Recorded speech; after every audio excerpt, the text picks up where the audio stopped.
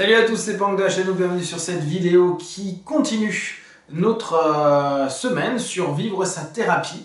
Hier on a pu voir un petit peu des principes sur tout ce qui pouvait être le transfert, bien sûr, hein, il y a plein de choses à dire. C'était pour vous donner un petit peu des idées quand on vit notre thérapie. Je vous donne un autre point qui est intéressant, qui se nomme le cadre. C'est quoi le cadre? Le cadre, c'est justement votre session en tant que telle, c'est l'ensemble des règles qui est proposé pendant cette thérapie-là. Et la notion de cadre va différer en fonction des praticiens, de leur méthode, de leur façon de voir. Par exemple, il y a certains praticiens qui vont vous demander de venir une fois toutes les semaines ou une fois toutes les 2 semaines, obligatoirement. La plupart du temps à horaire fixe, ça on parle plutôt pour des psychanalyses, et leur manière de fonctionner c'est comme ça, c'est-à-dire que si vous n'acceptez pas dès le départ, quand vous allez à la rencontre de votre praticien, de vous investir une fois, voire certains même 2 fois par semaine, c'est pas la peine de partir faire ce type de psychanalyse là, ou en tout cas avec ce psychanalyste là, parce que vous risquez à un moment ou à un autre d'avoir une frustration, et quand on vit ce moment et qu'on se dit c'est pour nous qu'on le fait et qu'à un moment ça devient une frustration, c'est qu'il y a quand même quelque chose qui est dissonant. Donc vraiment, quand vous vous lancez dans une thérapie, quand vous vivez votre thérapie, il est important de bien comprendre le cadre qui est posé par le praticien. Déjà, ça va être, dans un premier temps, le temps que ça va durer. Combien de temps dure une séance? Des personnes peuvent travailler en 20 minutes, d'autres vont travailler en 45, d'autres vont travailler en 1 heure, il y en a qui travaillent 2 heures. C'est en fonction de la méthode, c'est aussi en fonction de comment ils font, et c'est important pour vous de savoir, parce que si vous vous investissez une fois par mois ou une fois toutes les semaines, 20 minutes ou 2 heures, c'est pas la même chose. Déjà, est-ce que vous pouvez le mettre dans votre planning? Comment? Pourquoi? C'est important de savoir comment ça s'organise, comment ça se présente, comment ça se met en place. L'autre chose importante, c'est savoir le coût. Combien coûte une session de thérapie? Est-ce que c'est 50 €, 60, 70, 80, 100?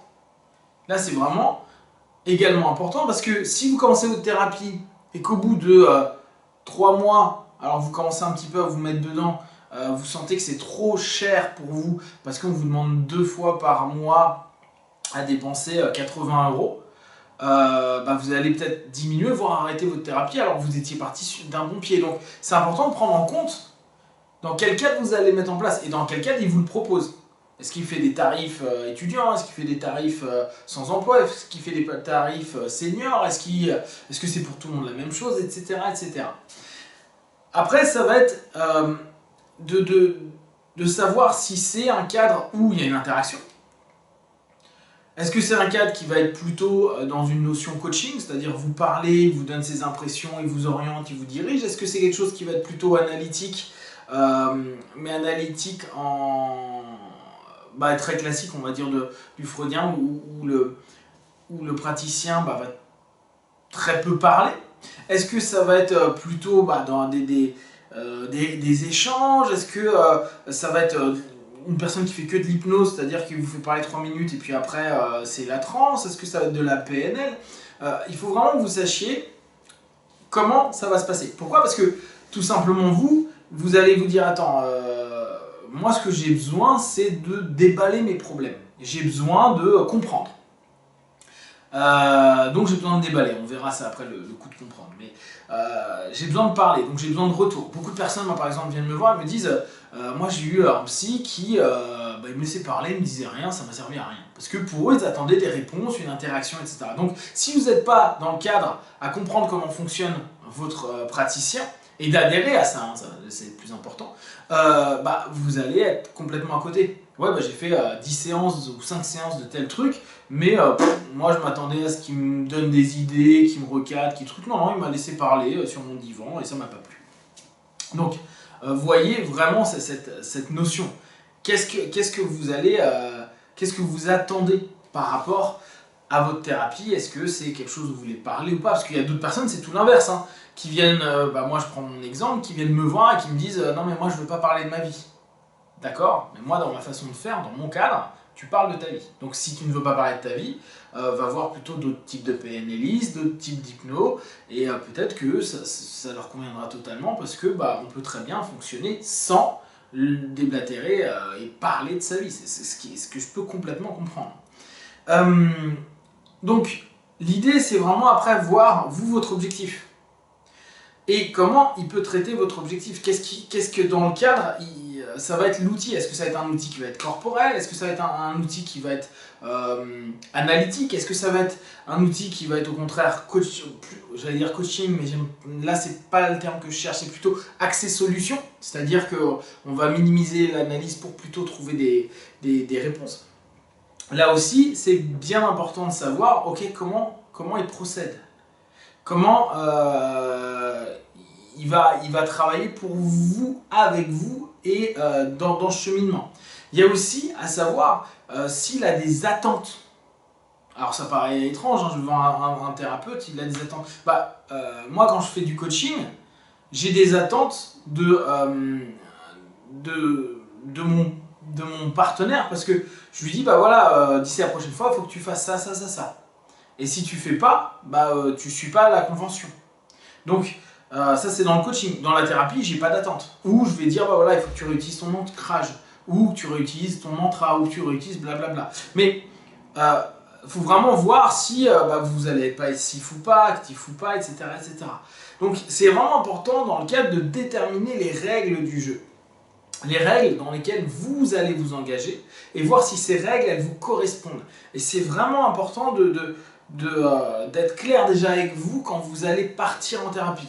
Moi je prends mon exemple, quand je ne suis pas donc praticien, quand je suis à ce moment-là partenaire, je sais que j'attends de mon praticien certaines choses. Qu'il évite trop les projections. Alors dans certains systèmes ça pose pas de problème vu que c'est avec du conseil à certains moments. Il y a certains critères qui pour moi sont importants, qu'il y ait vraiment une écoute active, que je ne sois pas coupé toutes les 10 secondes, etc. etc. Qu'il y ait un aspect analytique mais aussi un aspect qui permette de mettre en application ou avec des ouvertures sur de nouveaux concepts, etc. etc. Moi j'ai ces attentes là, donc il m'arrive avant de trouver un praticien qui me correspond, de faire plein de praticiens, de faire un certain nombre de praticiens et me dire non, ça je suis pas ok, ça je suis pas ok, ça je suis pas ok.